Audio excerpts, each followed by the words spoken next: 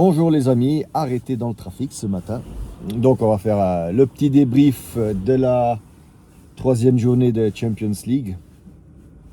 Enfin des matchs d'hier soir surtout, il y a d'autres matchs ce soir, mais on va déjà discuter des matchs d'hier soir. Donc il y a eu Arsenal-Atlético, match équilibré en première mi-temps. Et puis dès que le bouchon de champagne a sauté à l'Arsenal, eh bien, puis ils ont tout simplement déroulé derrière 1, 2, 3, 4 buts. Quelque part mérité. Atlético a eu ses chances aussi. Transversal. Je crois même qu'ils ont eu un poteau. Je ne me rappelle pas, ou peut-être je me trompe avec d'autres matchs parce qu'hier je regardais plein de matchs en même temps sur la fan zone. Donc voilà, Arsenal qui s'est imposé non sans mal, on va dire. Je ne vais pas dire facilement, mais non sans mal, 4-0. Puis un autre 4-0, c'est le 4-0 de l'Inter qui s'est imposé en Belgique, à Bruxelles, face à l'Union Saint-Gilloise. Là aussi, l'Inter, je trouve... Alors, oui, elle a gagné 4-0, mais là aussi, le début de match était difficile pour l'Inter. Ils se sont fait presser haut à un moment donné, pendant les 10-15 premières minutes. Et puis pareil, dès que le premier but est arrivé, ben, voilà, les autres ont suivi. Lautaro, je crois qu'il a marqué 2 buts hier. Oui, Lautaro 2 buts. Dont, non, un but, puisqu'il y a eu aussi le pénalty de Çalhanoğlu, puis il y a eu aussi le but de Pio Esposito, le nouveau jeune, le nouvel attaquant de l'Inter, aussi attaquant de la Nationale. Très prometteur. Donc voilà, l'Inter aussi qui s'impose 4-0 en Belgique. Puis qu'est-ce qu'on a eu encore comme match? Je terminerai par les tout gros. Il y a eu le Borussia qui s'est aussi imposé face à... C'était face à quoi déjà? Je ne sais. C'est l'équipe danoise si je ne me trompe pas. Mais ça, c'est un match que je n'ai pas vraiment suivi. Et puis, oui, il y a eu Naples qui s'est pris une... je ne sais même pas comment le dire. Leverkusen aussi, mais on va y revenir. Mais Naples face au PSV, donc à Eindhoven, s'est pris une rumba, on va dire ça comme ça, une rumba 6-2. Incompréhensible. Pas tant que ça, je vais dire. Déjà, il faut savoir que Naples a perdu samedi face à Turin. À Torino, pas à la Juve, mais face à Torino, les Granata. 1-0, où ils ont très très mal joué. J'ai regardé le match. Ils ont très très mal joué, Naples. Bon, il n'y avait pas Lobotka, il n'y avait pas McTominay, il n'y avait pas Højlund. Et là, ils reproposent quasiment le même module, le même système, le 4-1-4-1, pareil avec Gilmour, mais cette fois-ci McTominay était là. Et d'ailleurs ça s'est vu parce que c'est lui qui a marqué les 2 buts pour Naples. Mais voilà, l'attaquant là devant, Luca, j'appelle ça en italien un fantasma. C'est un fantôme, Luca. Donc je n'arrive toujours pas à comprendre comment les dirigeants de Naples se sont fait avoir par ce joueur-là. Parce que pour moi, clairement, et je pense que je l'ai dit plusieurs fois, ce n'est pas un joueur qui vaut 35 millions plus bonus. Donc on est plus près de 40 millions que de 35. Un vrai fantôme hier. D'ailleurs, après, en deuxième mi-temps, sur le 4-1, si je ne me trompe pas, ou sur le 3-1, il se prend carton rouge parce qu'il traite l'arbitre de connard ou de débile, je crois, parce qu'il dit que c'est un débile. Donc, il se fait expulser. Donc, oui, après, le Naples reste à 10. Donc, sur le 3-1, déjà pour le PSV Eindhoven. Et puis, voilà, le PSV Eindhoven fait le 4-1. Puis Naples revient avec McTominay sur le 4-2 et puis le PSV après en 5 minutes marque 2 buts. Donc voilà.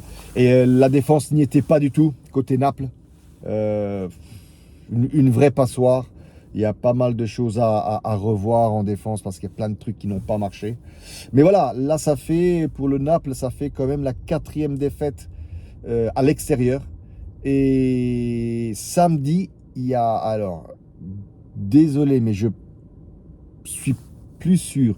Je ne sais pas si c'est Napoli-Inter ou Inter-Napoli. Je pense que Naples joue quand même à la maison. Je pense qu'il joue quand même à la maison, hein.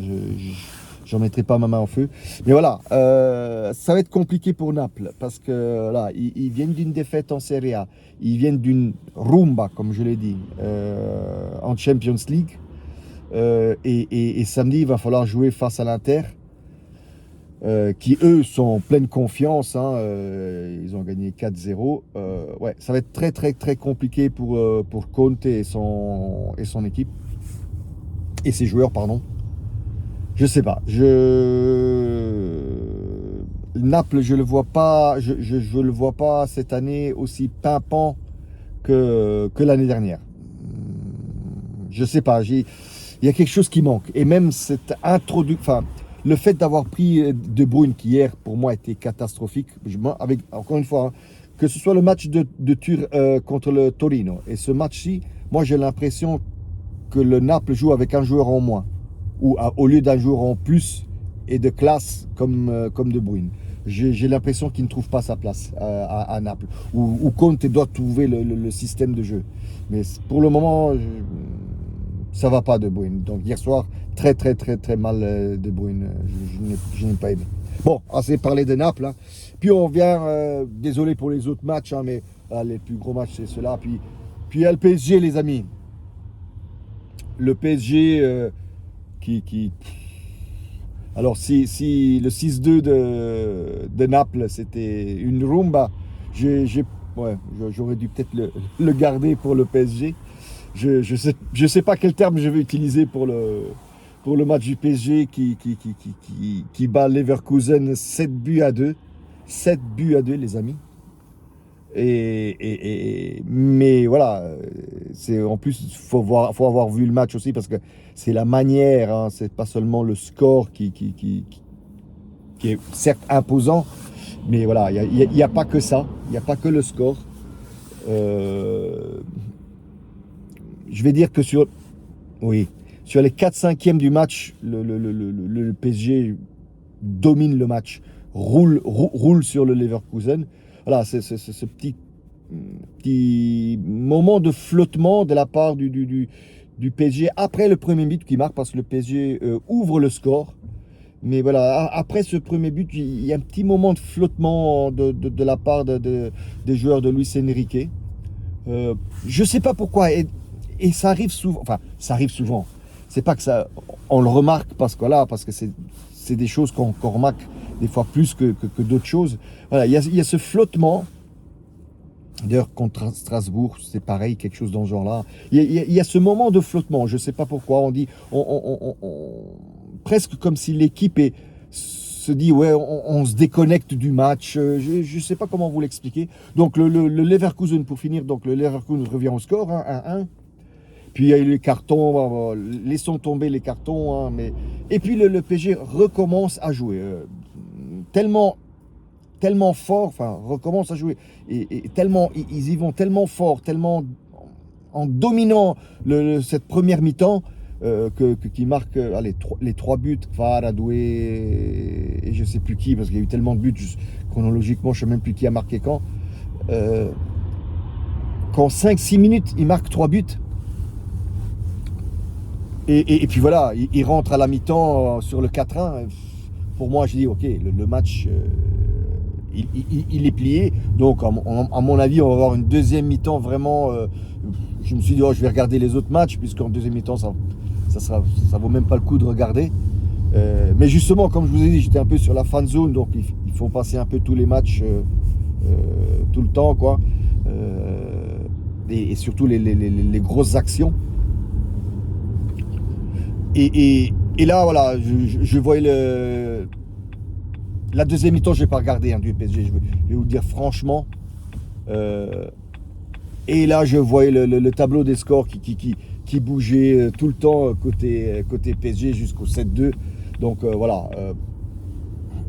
Malheureusement, comme j'ai dit, la deuxième mi-temps, je ne l'ai pas regardé, mais j'ai l'impression que la deuxième mi-temps n'était rien d'autre qu'une réplique de la première mi-temps, c'est-à-dire revenir sur le terrain en voulant vraiment dominer son adversaire, en voulant écraser son adversaire. Donc voilà, encore une fois, faudra compter avec le PSG cette année. Faudra compter avec l'Arsenal aussi, qui m'ont impressionné quand même face à l'Atlético. Donc oui, ces deux équipes-là, faut faire attention. Sinon, ce soir, le reste de la deuxième journée, dans un merveilleux Real Juve. Franchement, je ne sais pas. Qu'est-ce que je vais vous dire sur ce... Enfin, alors hier, il y a eu la conférence de presse de... Hier, il y a eu la conférence de presse de notre entraîneur Igor Tudor, les amis. Alors, je pense qu'il en a profité pour laver son linge sale, si on peut dire ça comme ça. En italien, j'aurais dit c'est sfogato contre la dirigenza. Mais là, voilà, il a fait sur une question de Marca, si je ne me trompe pas, du média Marca. Il a fait un monologue, les amis, un monologue de 5 minutes où plus personne n'osait dire quelque chose. On n'osait pas l'arrêter, on n'osait pas lui poser d'autres questions. Donc c'était un monologue de la part de Igor Tudor où franchement, voilà, il tirait à balles réelles. Je n'ai pas aimé, je vais vous dire franchement, je n'ai pas aimé du tout. Ce monologue, enfin ce qu'il avait à dire, laver son linge sale, pour moi, s'il devait le faire, c'était pas le bon moment dans cette conférence de presse en Champions League. Il l'aurait dû faire après le match de Como Juve et pas avoir fait sa conférence de presse qui était complètement lunaire. Même dans cette conférence de presse-ci, il a dit 2 ou 3 trucs qui... je ne vais pas revenir dessus parce que c'est tellement hors contexte que voilà, allez, juste comme ça, pour vous donner un exemple, il a dit si face à Vérone on nous avait donné le penalty et si on n'aurait pas eu tous ces matchs rapprochés et tous ces matchs compliqués rapprochés, on était premier. Enfin des trucs dans ce genre-là, les amis, vous voyez ce que je veux dire. Donc des trucs complètement space et lunaires. Donc c'est dans ce sens-là, comme toujours, que je n'apprécie pas les conférences de presse de Tudor. Mais bon, au-delà de la conférence de presse, ce soir, Real Juve, ils annoncent quelques probables formations à 3-5-2, comme face à... Non, même pas face à Como. Et il y en a d'autres qui annoncent un 3-4-1-2. Donc, qu'ils joueraient probablement avec 2 attaquants et Ildiz derrière les attaquants. À voir, les amis, on verra bien ce soir. Moi, je vais vous dire franchement, j'espère qu'on ne se prendra pas une rumba. Voilà, je vais réutiliser le mot rumba. Je ne sais pas comment on dit, un tollé. Non, pas un tollé, non, on ne dit pas ça en français. Mais, bref, j'ai pas envie de mettre le gilet pare-balles, c'est ce que je veux dire. J'ai pas envie de me prendre 3-4-5-0 face au Real. J'espère que nos joueurs vont sortir les corones, au moins un orgueil quelque part, de montrer du beau football face au Real. Et puis voilà, et puis on verra ce soir. Je vous attends tous ce soir en live, les amis. J'ouvrirai sûrement une live pour ce match Real Juve et en même temps on suivra sans doute un peu les scores des autres matchs. Come sempre ragazzi, fino alla fine, forza Juve!